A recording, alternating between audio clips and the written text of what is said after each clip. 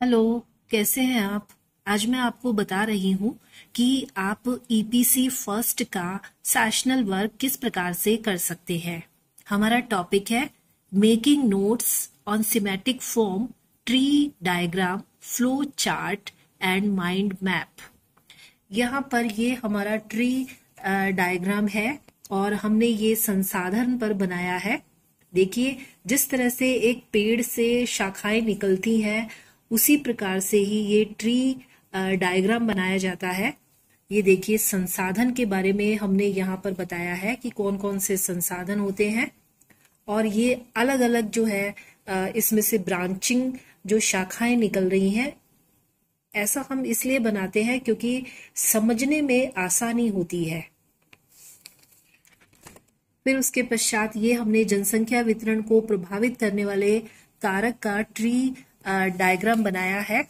ये देखिए कि भौगोलिक कारण है और इसके अलावा जो है सामाजिक, सांस्कृतिक और आर्थिक भी है। अब भौगोलिक के जो है ये इस तरह से शाखाएं निकल रही हैं, तो ये ट्री डायग्राम की पहचान है। और फिर है ये मृदा संरचना को प्रभावित करने वाले कारक, जैसे आप देख रहे हैं।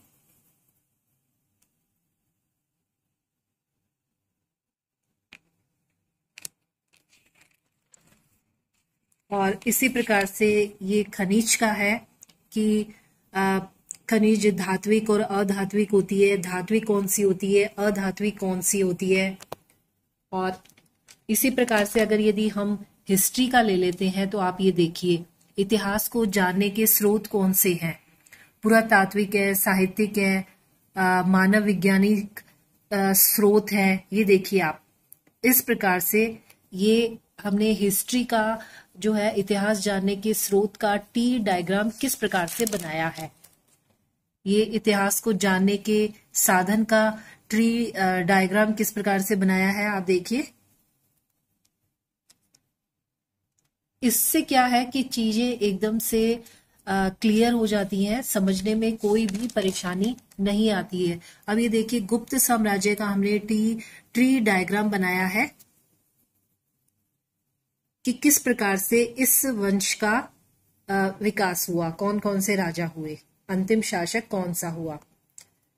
ठीक है, मेरे को विश्वास है कि आपको हिस्ट्री का भी समझ में आ गया होगा और इसी प्रकार से आप अपने अन्य सब्जेक्ट के आप बनाएंगे।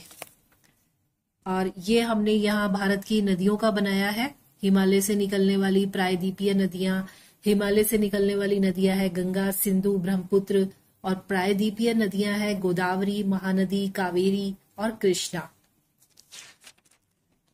अब हमने यहाँ पर इस डायग्राम के बारे में बताया है कि ये डायग्राम क्या होता है। ये देखिए, थोड़ा सा हमने इसके बारे में यहाँ पर लिख दिया है।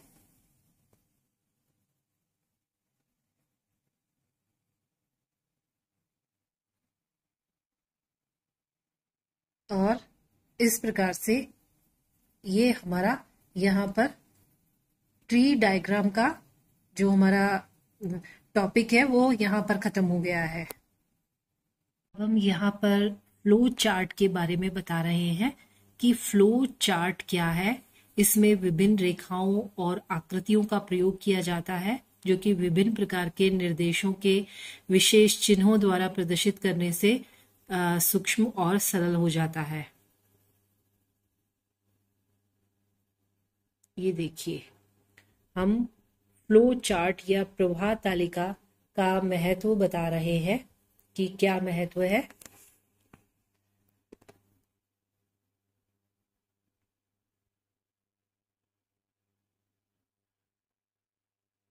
अब प्रवाह तालिका बनाने के कुछ नियम भी होते हैं। ये देखिए, ये प्रवाह तालिका है, इसको प्रवाह तालिका बोलते हैं।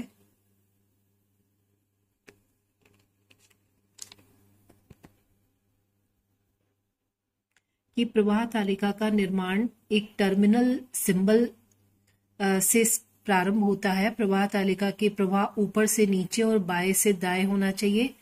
दो विभिन्न क्रियाएं किसी एक प्रश्न के दो संभावित उत्तरों पर निर्भर करती है।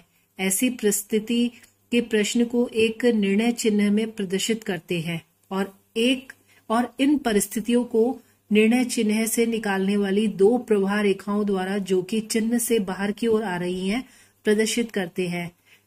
निर्णय चिन्ह में एक प्रवाह रेखा आनी चाहिए। प्रवाह तालिका का निर्माण एक बिंदु से शुरू होता है।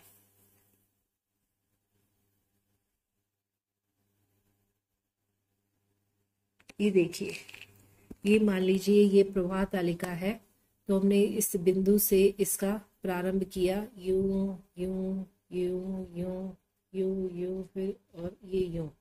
इस तरह से एक बिंदु से प्रवाह तालिका प्रारंभ होती है। ये आप जैसे देख रहे हैं, यूं फिर यूं यूं, इस तरीके से प्रवाह तालिका आरंभ होती है।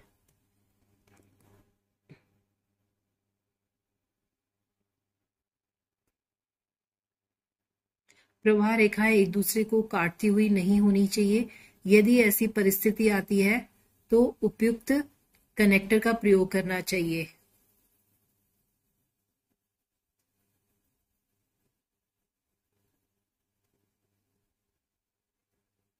ये देखिए, ये हमने फ्लो चार्ट के बारे में बता दिया है।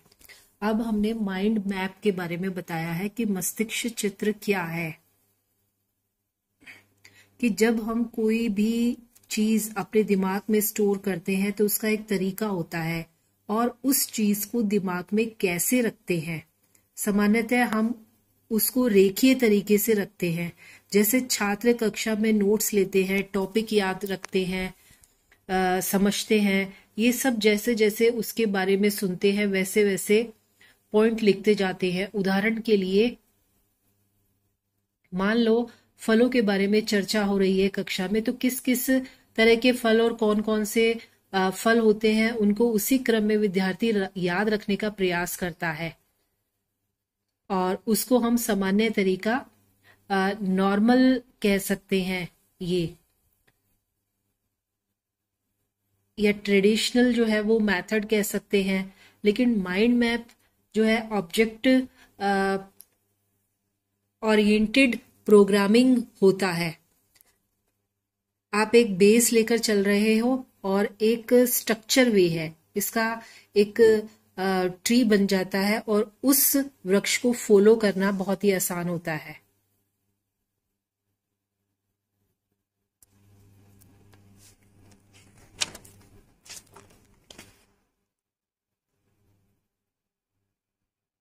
ये देखिए, माइंड मैप के बारे में हम सेशनल बना रहे हैं। ये हमारा माइंड मैप है कि हमारे माइंड के अंदर जो है ये चित्र बन जाते हैं, फोटो हो, कोई शब्द हो, और इस तरीके से ये एक मैप टाइप से हमारे मस्तिष्क में ये स्टोर होती हैं चीजें।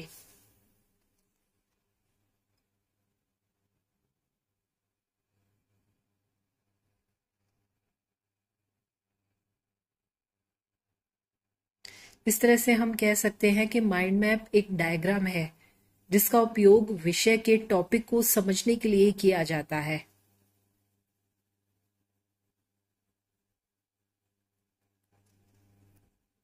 ये हमने 3 पॉइंट्स लिख दिए। फिर हमने यहाँ पर एक और पॉइंट्स लिखा है, नियम बताए हैं।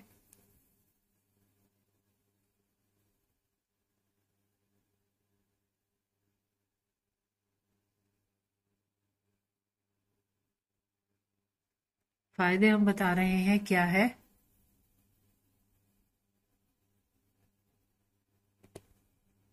तो इस तरह से आप अपना ईपीसी फर्स्ट का सेशनल बना सकते हैं। Thank you.